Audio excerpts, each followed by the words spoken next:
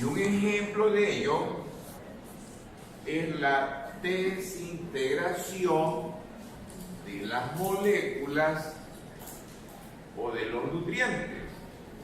Nosotros todos los días consumimos proteínas. Las proteínas son macromoléculas. Y las proteínas no pueden ingresar a la célula epitelial intestinal. ¿Qué es lo que tienen que experimentar esas proteínas? O la palabra que también se usa deben ser digeridas. ¿De qué están formadas las proteínas? De aminoácidos.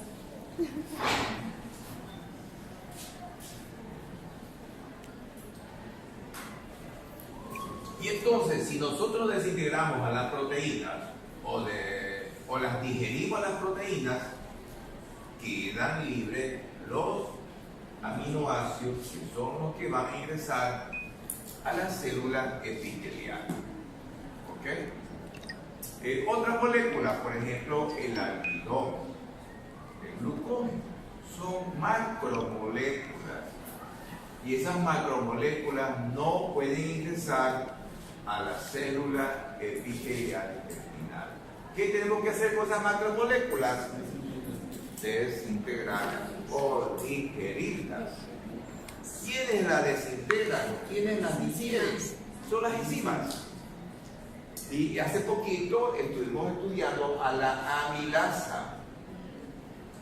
La amilasa hidroliza al almidón, hidroliza al glucógeno que consumimos, ¿verdad? Y lo hace en moléculas más pequeñas. ¿Ok? Por ejemplo, si hemos consumido almidón, tenemos que digerirlo y quedan esas moléculas pequeñas llamadas glucosa, y a partir de esas moléculas pequeñas glucosa nosotros obtenemos energía. O si no, con esas moléculas pequeñas glucosa nosotros vamos a formar nuestras propias moléculas. O sea, quiere decir que esas moléculas pequeñas glucosas son los bloques de construcción. Si es que esos bloques de construcción son la glucosa, es para formar nuestro propio glucógeno. Nuestro glucógeno en el hígado, nuestro glucógeno en el músculo. ¿Ok? O con los aminoácidos, que son el resultado de la desintegración o la digestión de las proteínas que consumimos. Con esos aminoácidos nosotros formamos nuestras proteínas. Formamos nuestra mioglobina, formamos nuestra hemoglobina. ¿Qué más podemos formar? Nuestra catalasa, ¿correcto? Ya. Y si hemos consumido moléculas de DNA, quedan libres los desoxirribonucleótidos y eso lo utilizamos para formar nuestro DNA, ¿verdad? Y con proteínas, lípidos y carbohidratos formamos las membranas. Y en las membranas también están presentes las enzimas. Por ejemplo, la adenilciclasa, que la hemos mencionado varias veces, la fosfolipasa C, que también la hemos mencionado. ¿Ok? Ya. Vamos viendo otra diapositiva.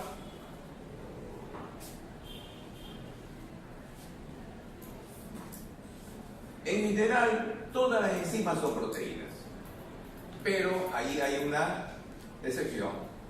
No todas.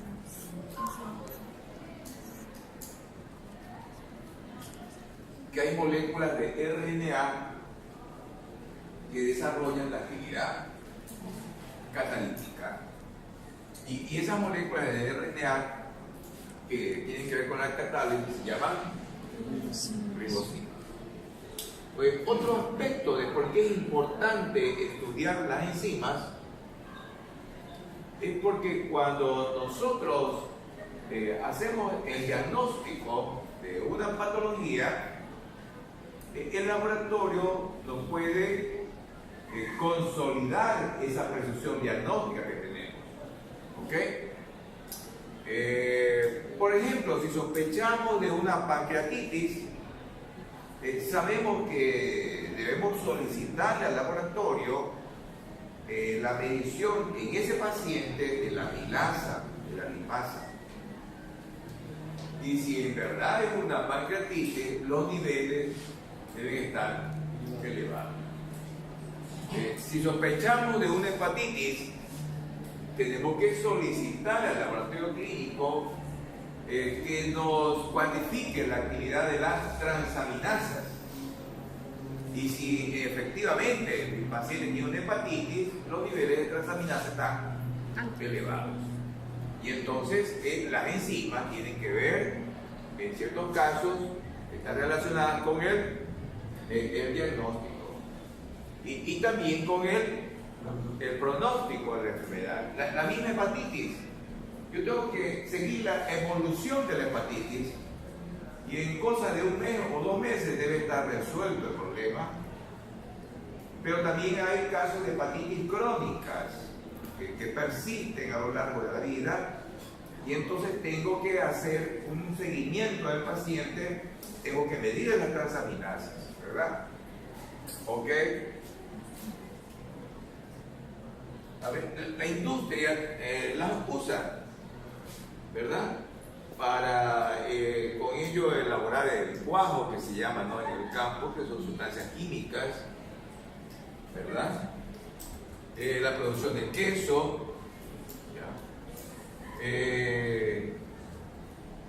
existen medicamentos que contienen la lactasa, y eso se puede usar en los pacientes que tienen intolerancia a la lactosa, ¿verdad? Ok, ya, veamos otra diapositiva. Ok, y entonces las enzimas son moléculas catalizadoras eficaces y específicas. O sea, ¿qué quiere decir esto específica? Por ejemplo, la amilasa actúa sobre el almidón, las proteasas sobre las proteínas, la lipasa sobre los lípidos. ¿Ok? Y las enzimas se caracterizan por esto, por aumentar la velocidad de la reacción química. ¿Ok? Y otra característica de las enzimas es que no desaparecen pues, durante la reacción, y los cambios que puede experimentar la molécula son cambios transitorios, no son cambios permanentes. Y también se los considera catalizadores estereoespecíficos. ¿Ok? ¿Qué significa eso? Por ejemplo, nosotros tenemos D-glucosa. O sea, quiere decir que nuestras enzimas actúan sobre ese tipo de moléculas, las D-glucosa. Nosotros tenemos L-aminoácidos. Quiere decir que nuestras enzimas actúan sobre esas moléculas, los L-aminoácidos. Ya, veamos la siguiente. ¿Ok? Y entonces, para recordar que las enzimas son proteínas, y estas proteínas, ¿qué actividades tienen? Es la de acelerar las reacciones bioquímicas.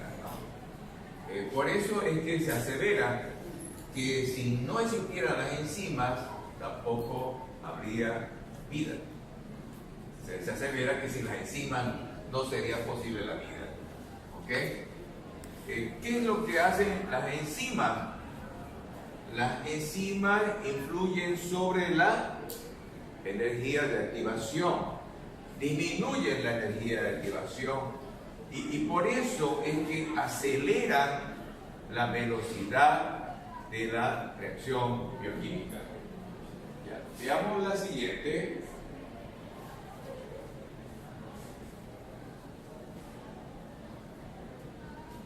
Nosotros hemos escuchado la palabra catalizador.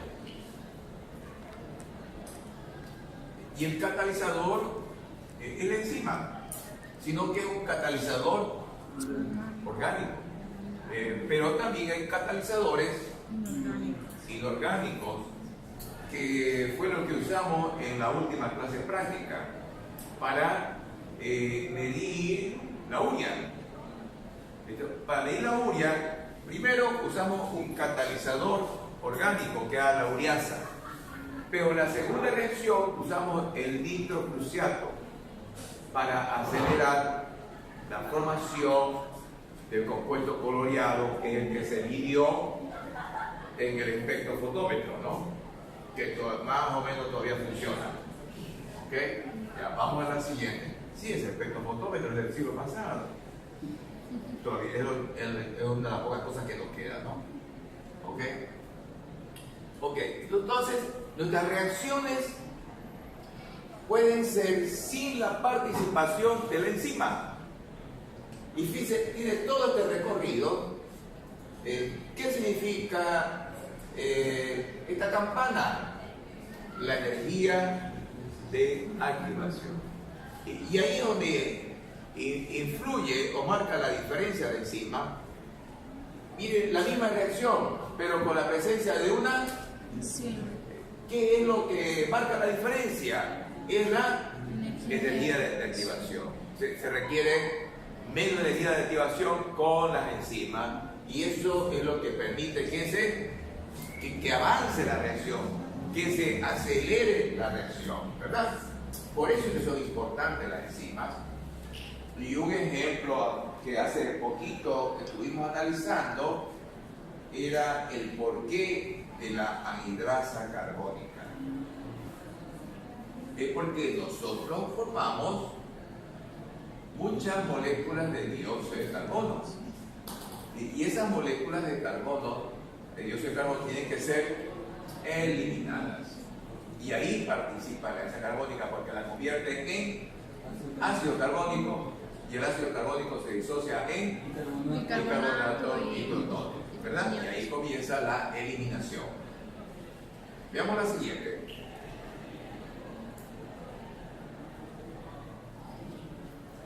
Entonces vemos ahí, la enzima tiene que interactuar con otra molécula, y esa molécula es el sustrato. Esta podría ser la amilasa, y esta puede ser el almidón que usamos en la práctica. Se forma el complejo enzima-sustrato, que es el complejo amilasa-almidón. Se producen los cambios y entonces ahora tenemos el complejo enzima-sustrato, productos, y después queda libre de enzima, que no ha experimentado cambios permanentes, que no se consume, y el producto. Ya. Veamos la siguiente. Entonces fíjense, toda enzima tiene un dominio determinado, y ese es el sitio catalítico, el sitio activo de la enzima, que viene a ser un dominio. Y ese dominio está formado por aminoácidos, ¿ok? Y que presenta zonas o espacios de afinidad por los átomos de esta molécula. Es una molécula con varios átomos, pero ahí solamente van a adaptarse espacialmente solo 3 átomos de esta molécula. ¿Y de qué estamos hablando? De la estereoespecificidad. Vamos a la siguiente. Ok, aquí tenemos lactato deshidrogenasa. ¿Ya? Depende de la situación en el organismo, cómo puede actuar lactato deshidrogenasa. Puede ser lo que están viendo ahí, puede desarrollarse en los glóbulos rojos. Recuerden que los glóbulos rojos, ellos tienen la glucólisis. Pero ¿qué es lo que no tienen los glóbulos rojos? Pero tienen oxígeno. Pero no tienen mitocondria. Y si no tienen mitocondria, no tienen el complejo molecular piruvato deshidrogenasa, no tienen las enzimas que conforman el ciclo del ácido cítrico, no tienen cadena respiratoria. Y entonces toda molécula de piruvato formado en el glóbulo rojo es sustrato de esta enzima, lactato deshidrogenasa, para formar el ácido láctico. El glóbulo rojo siempre forma el ácido láctico. ¿Ok? Y esta enzima requiere de este cofactor, que es el NAD reducido, ¿verdad?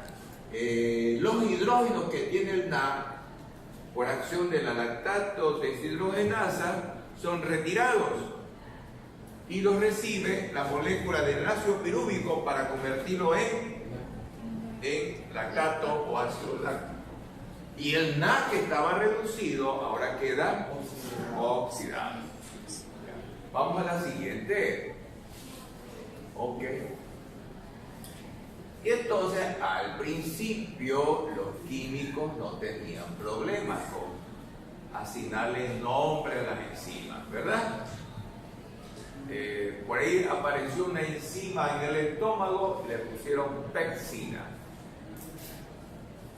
Apareció una enzima en el riñón y le pusieron renina.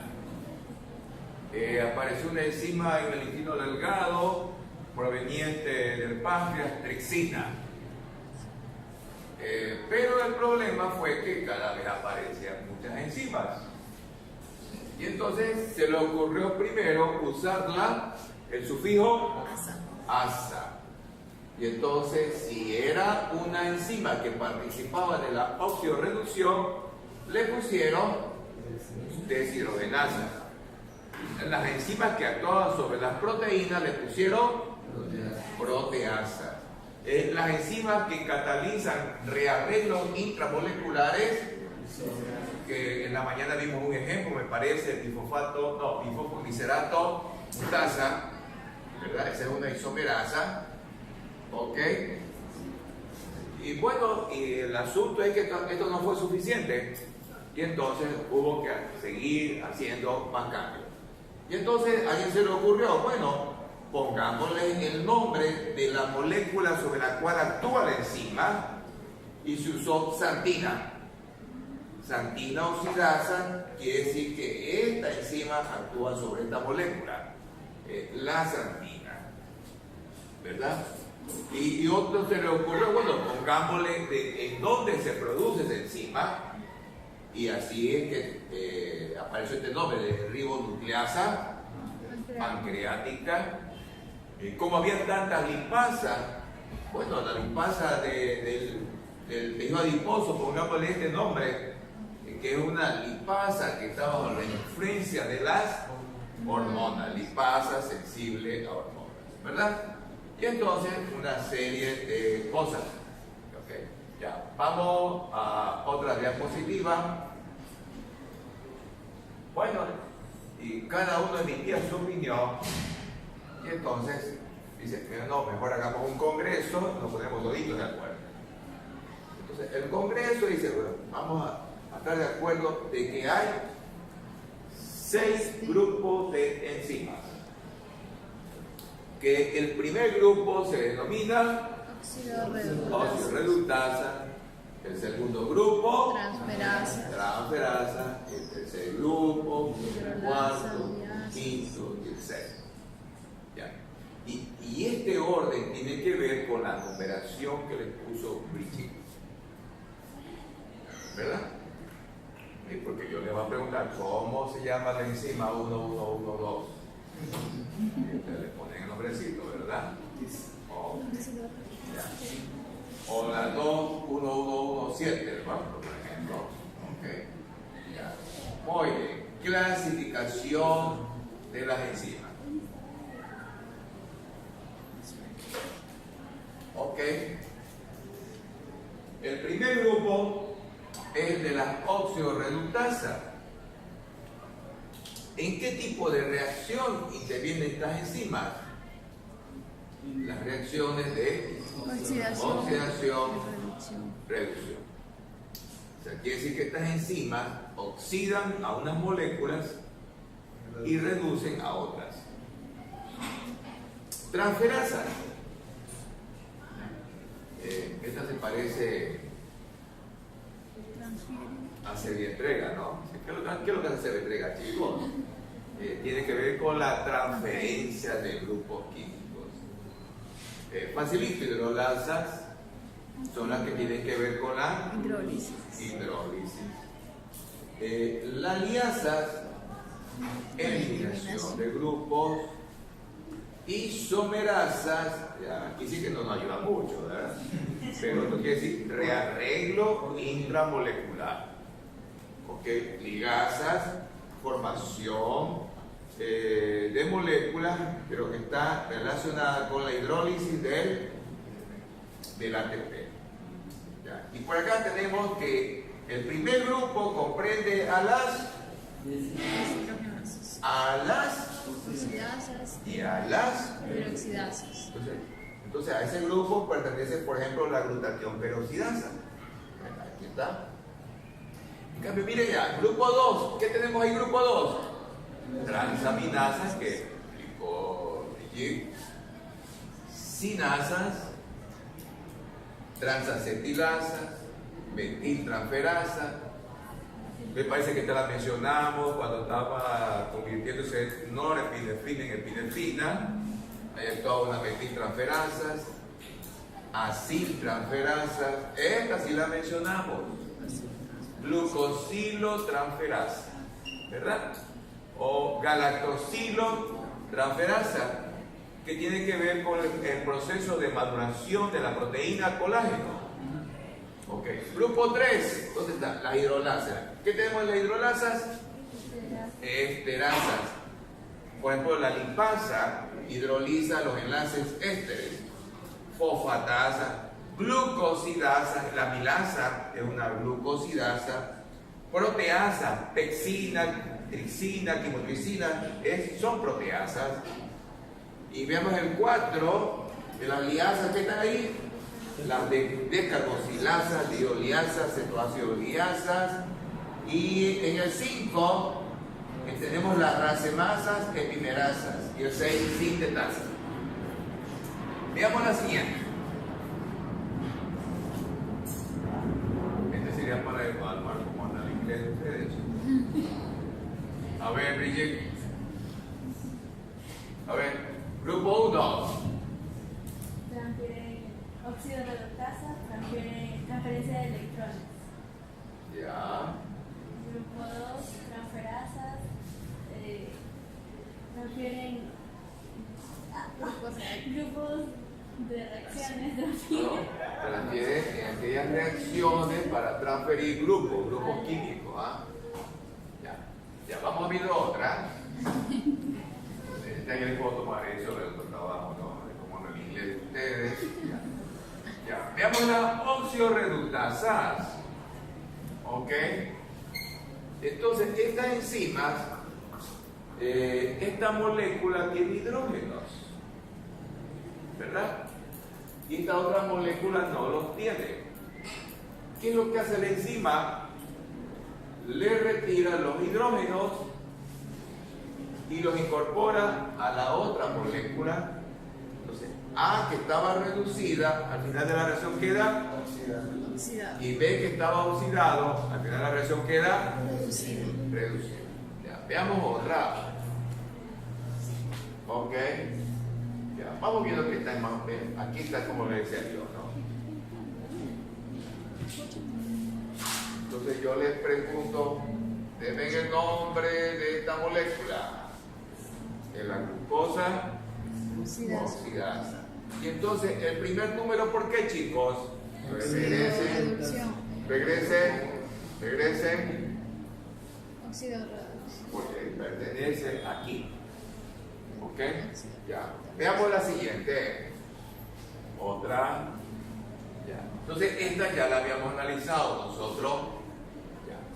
También puede ser que el lactato deshidrogenasa actúe sobre el y por acción o el concurso de esta coenzima se forme el piruvato y se forme una reducción. ¿Ok? Ya, veamos otra. Ok. Y entonces aquí solo tienen unos poquitos ejemplos de oxioreductasas. Gliceraldehído 3-fosfato deshidrogenasa. ¿En qué vía metabólica mencionamos a esa enzima, chicos? Perfecto, la glucólisis. Lactato deshidrogenasa, recién la mencionamos, ¿verdad? Que depende de, necesite oxígeno, ¿verdad? Piruvato deshidrogenasa, ¿la mencionamos, chicos? Sí. ¿Dónde está la piruvato deshidrogenasa? En la mitocondria. Para convertir la molécula del piruvato, ¿en qué molécula? Acetil coenzima A. Isocitrato deshidrogenasa, ¿a qué proceso pertenece? Al ciclo del ácido cítrico.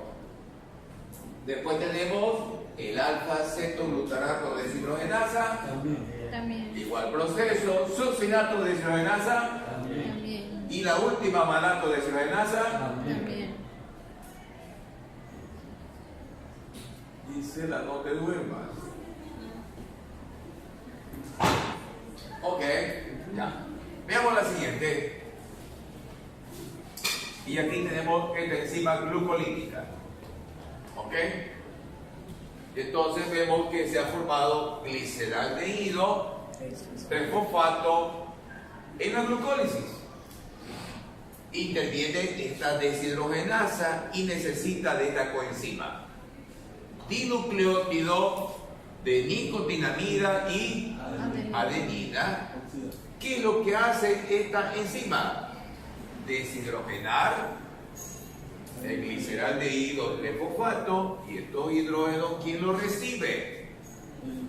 El NAD reducido.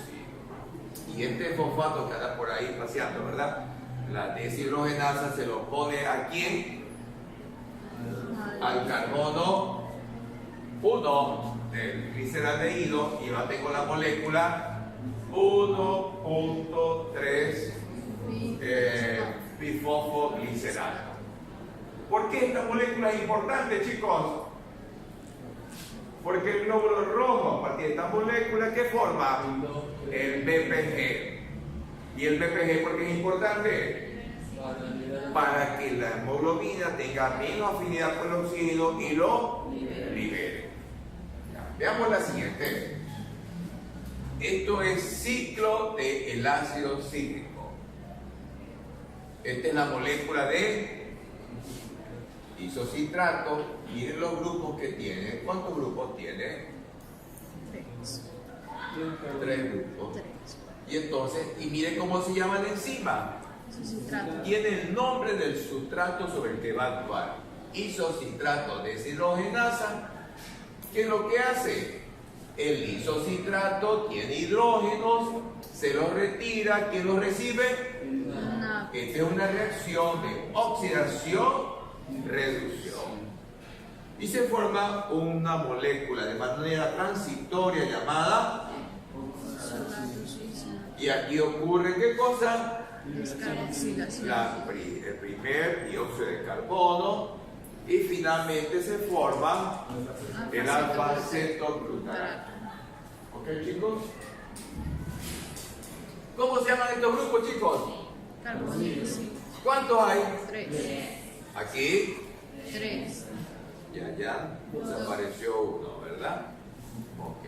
Por eso es que este ciclo también se llama ciclo de los ácidos tricarboxílicos, ¿no? Porque presenta estas moléculas. ¿Ok? Ya. Veamos la siguiente. ¿Qué tenemos ahí, chicos, ahora? Es un complejo de moléculas llamado alfa-cetoglutarato deshidrogenasa. ¿Sobre qué molécula actúa? Para convertirlo en. Muy bien. Entonces, se llama complejo porque, mire, ¿ves? Participa el NAD, participa la coenzima y otras moléculas más que aquí no las menciona. Y entonces, ¿qué es lo que hace esta deshidrogenasa? Esto está reducido, ¿verdad? Ajá. Entonces los hidrógenos que están aquí los recibe él y queda reducido, ¿verdad? Y esta que está por ahí también transitando, esta coenzima, se incorpora y forma la molécula de succinilcoenzimasa. Y este es el segundo punto formador de dióxido de carbono. Vamos viendo lo siguiente. ¿Qué llama la atención en esta reacción de óxido-reducción? La succinato deshidrogenasa. Miren el nombre de la enzima. Es porque va a actuar sobre el succinato. Esta enzima no usa nada. ¿Qué es lo que usa? Dinucleótidos de flavina y adenina. ¿Quién tiene los hidrógenos? Succinato. Y entonces ahí es donde viene la deshidrogenasa, ¿verdad? Se oxida y se reduce. Tenemos Fa reducido y el fumarato. Ya, vamos con la siguiente. Malato deshidrogenasa, otra enzima del ciclo del ácido cítrico. Sobre el malato actúa la malato deshidrogenasa. ¿Cuál es su coenzima? Dinucleótido de nicotinamida, que está oxidado, termina. Y cuando el malato ha sido oxidado, se convierte en oxalacetato. Veamos otra. Segundo grupo de enzimas son las transferasas. ¿Ok? Ya, aquí tuvo dificultades para traducir. ¿Por qué se llaman así? Porque intervienen en la transferencia de grupos químicos. Ya. Veamos la siguiente. ¿Cuáles son las transferasas que vamos a recordar, chicos?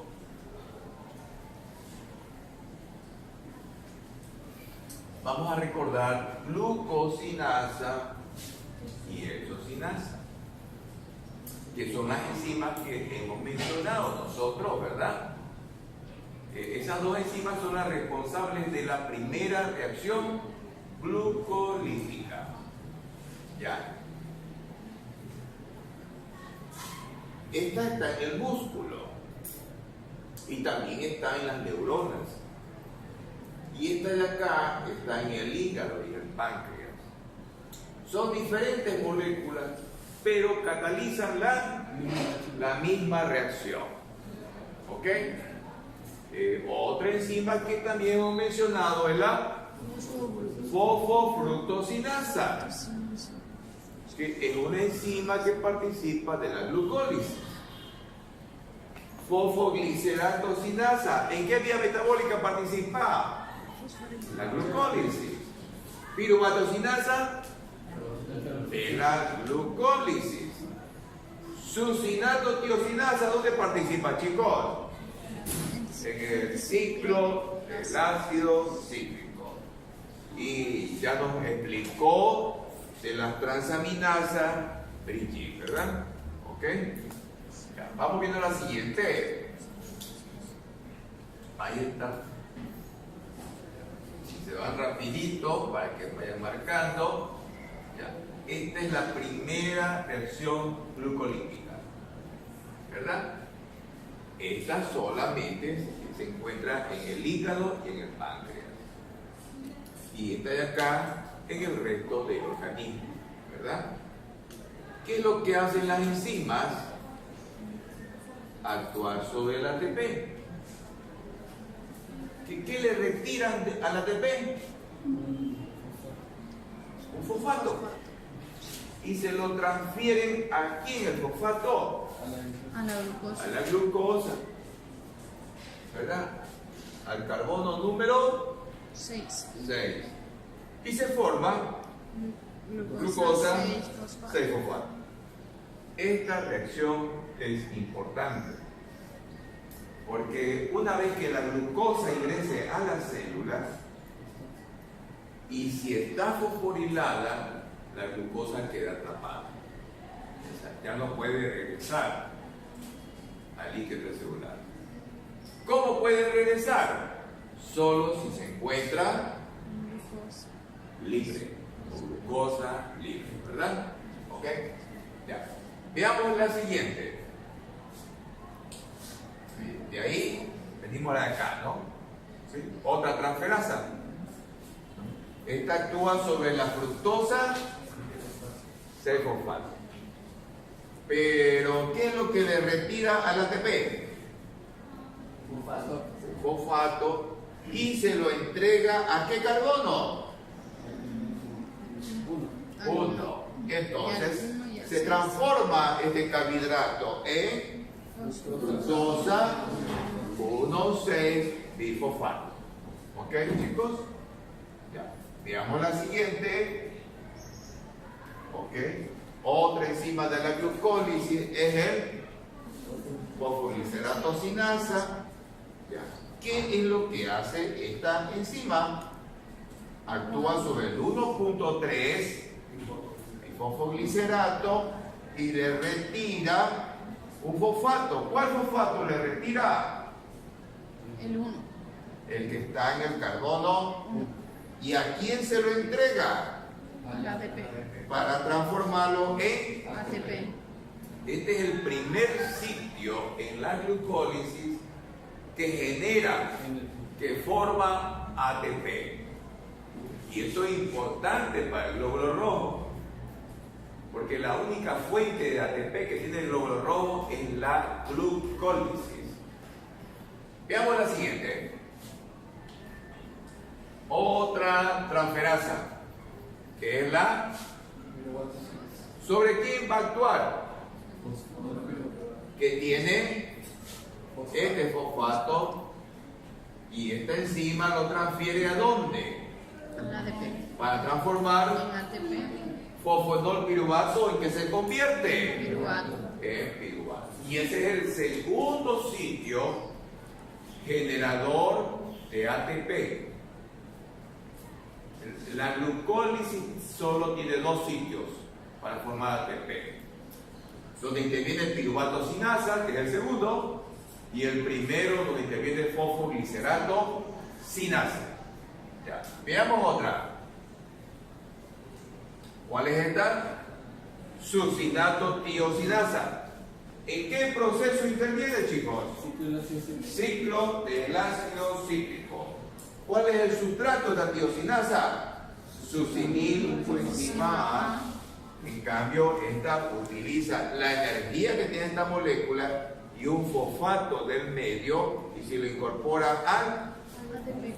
para formar.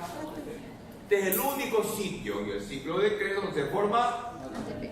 ya, y el producto es el y queda libre la coenzima. Vamos a la siguiente. Ya. Estas son las enzimas que se solicitan cuando tenemos la sospecha de una hepatitis. Las transaminasas. Ya. Y entonces tenemos aquí transaminasa, glutámica, pirúvica. Este era la denominación inicial de la enzima. Y después se le cambió a de alanina transaminasa, o también se conoce como alanina aminotransferasa. ¿Ok? Ya.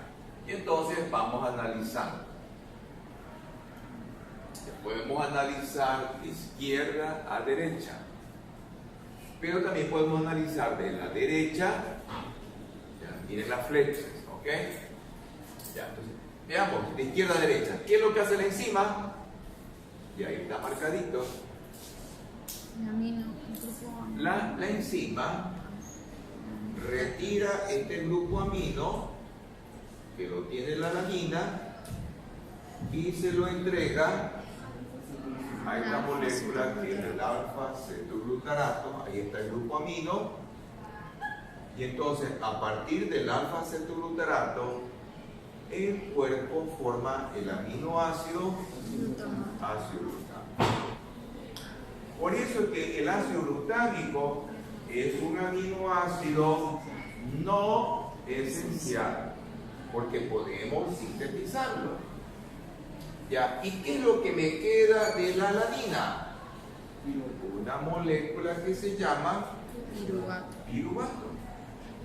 Es decir, lo mismo que ocurre a través de la glucólisis después de participar de 9 reacciones glucolíticas y forma la molécula de piruvato. Entonces nosotros tenemos que aminoácidos como la alanina, si participa de una reacción de transaminación, también nos puede proporcionar piruvato.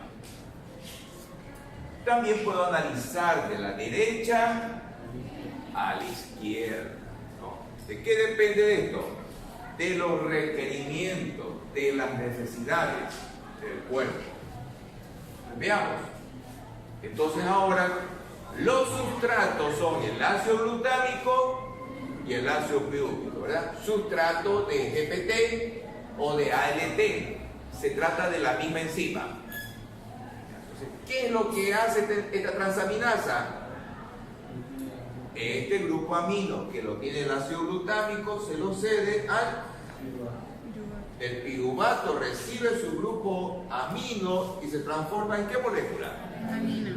Por eso es que la alanina es un aminoácido no esencial, porque nosotros podemos sintetizarlo. ¿Qué es lo que me queda del glutamato una vez que ha sido desaminado?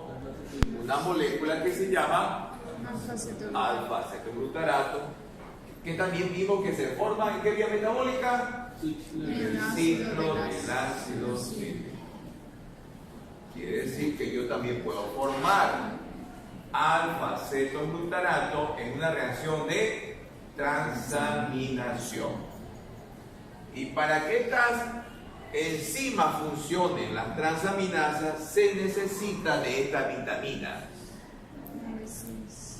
Vitamina B6, que es el piridoxal, que se requiere para formar esta coenzima fosfato de piridoxal. ¿Correcto, chicos? Ya. Si existe esta coenzima, puede funcionar la glutamato piruvato transaminasa o la alanina amino transferasa. ¿Ok? Ya, vamos viendo otra, chicos. Oh, ¿cómo ha pasado el tiempo? ¿Ah? ¿Cómo están, chicos? Ya. ¿Ah? ¿Están bien, Brigitte? ¿O no están? Bien, entonces, a ver, chicos, vamos a ver, marquen. Tú te vas a acordar hasta dónde hemos llegado. Nos falta revisar cómo. Ya, eso lo revisamos cuando nos volvemos a ver, chicos.